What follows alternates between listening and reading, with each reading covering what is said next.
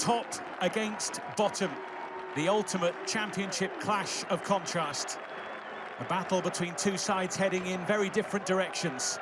One club aiming for the glitz and glamour of the top flight against a team desperately showing their grit and guile as they face the drop to League One. Coventry City are on the hunt for the points that could help seal the deal. The visitors have come to the Midlands today off the back of a morale-boosting point last time out, but without a win in a club record 35 league games. And as you can hear, the locals are well and truly up for the party. Question is, can Sheffield Wednesday spoil it a little?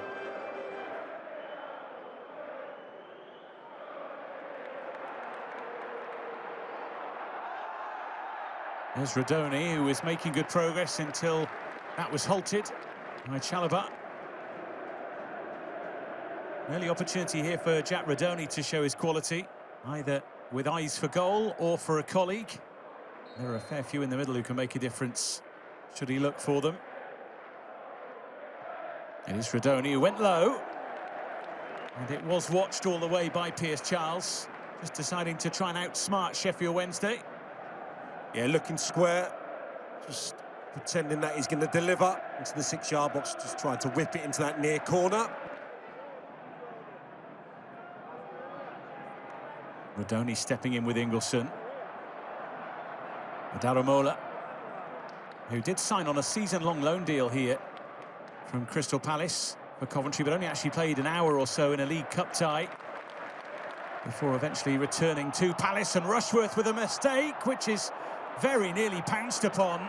He did everything he could to dig himself out of a big hole there. Well, how has he got away with that? It looked like it was going to end up in a Sheffield Wednesday goal, all intents and purposes. And again, to reference that Swansea game, he was very sloppy for 45 minutes. And Rushworth, again there, I don't know that he was aware that Jerry Yates was there and closing him, and how it didn't just slipped at the vital moment there.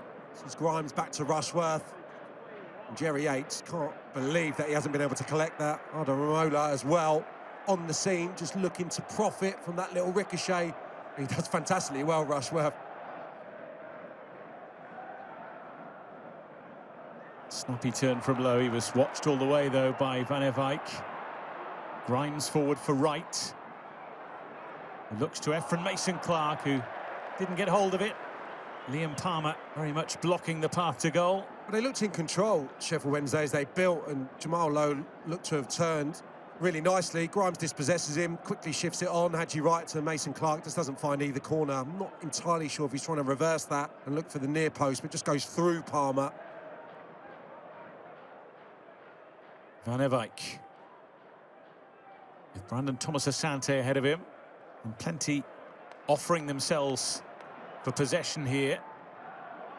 Van Eyck burrowing his way through, and the strike was heading goalwards. Yeah, you know it's a big facet of their game, putting balls in, especially with Jack Radoni in the side. Looks like Van Eyck is going to source the box and then decides to drive too easily away from Daramola, who gets beaten. Swirling all the way in and met by Kitching.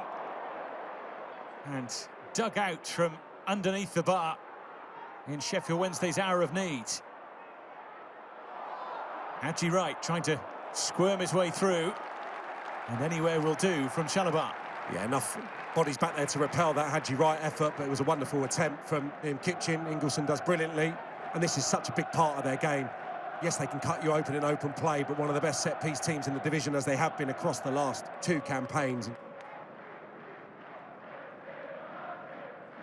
De Silva. Wright.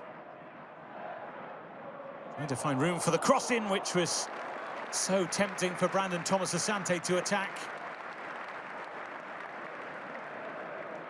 Yeah, great play from Hadji Wright, and this has been a feature, I think, of the opening 20 minutes. Thomas-Asante is playing wide right, but he wants to get inside the 18-yard box, into scoring positions. Thomas-Asante gets a firm header, but can't get it on the target.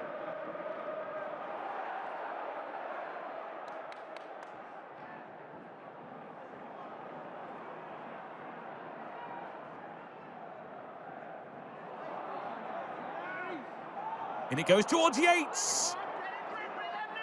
I tell you what, they're knocking on the door, aren't they, Sheffield Wednesday?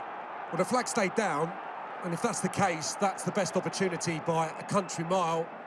Well, it looked like he was possibly in front of the ball as it was delivered, so it would have been a contentious one. But what isn't a debate is that Yates should score. Lifts it well over the top of the crossbar with Rushworth on the ground and beaten, it would seem.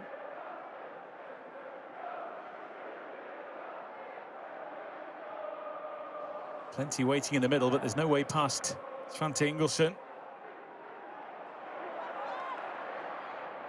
Now to Silva. Oh, and Brandon Thomas Asante threw everything at that and didn't make any contact.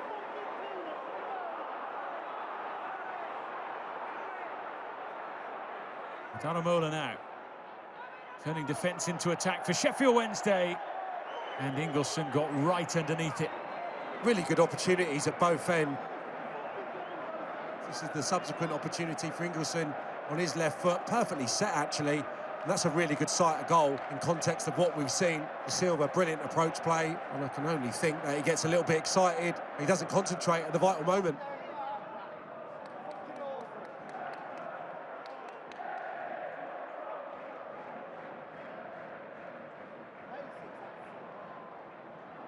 Mason Clark. Nicely done. He can produce moments. And that was very nearly one. Here's Charles eventually smothering it away from Haji Wright. Matt Donoghue says the ball was knocked out of his control. It's a bit more positive. I mean, look at that touch, actually. That scoops it infield, and Fouzier setting up the shooting opportunity. Just couldn't quite get it towards either corner. Mason Clark. Just trying to shift Sheffield Wednesday players around. Into the middle it goes to Radoni. Sims keeps it moving. Van Eyck straight at the arm of Daramola. And the decision was no decision, really. I totally understand the appeal because it clearly strikes the arm. It's just coming from quite close quarters, a yard or two away from the wing-back. Jerry Yates. Jamal Lowe. Which was never going to bend anywhere near where he wanted it to go. I think Yates is probably just trying to make the opportunity, the shooting opportunity that is for himself. And Evite just, yeah, I think his arm's tucked in, actually, in essence. I felt like it was maybe out, but I don't think that's a penalty. But Jamal Lowe, that's a position I'm sure he's profited from. 8 minutes plus added time to play. Efren Mason Clark, dodging and weaving, and running into Palmer.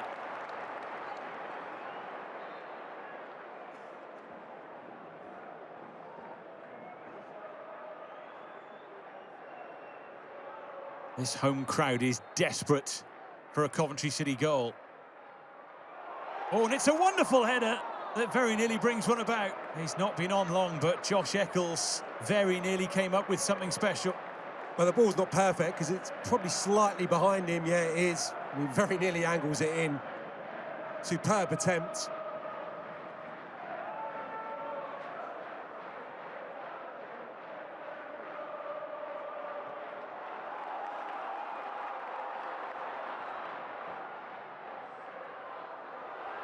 This is Sims, oh!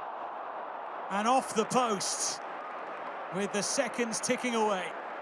I think this maybe nicks off Palmer, who's in close attendance. Yeah, off the Sheffield Wednesday defender, knows nothing about it.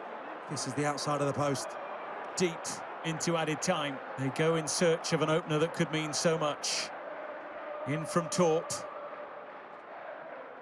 Dealt with by Sheffield Wednesday, not once but twice. And that's that. The team at the bottom holds the team at the top. Two sides poles apart, share parity in the championship.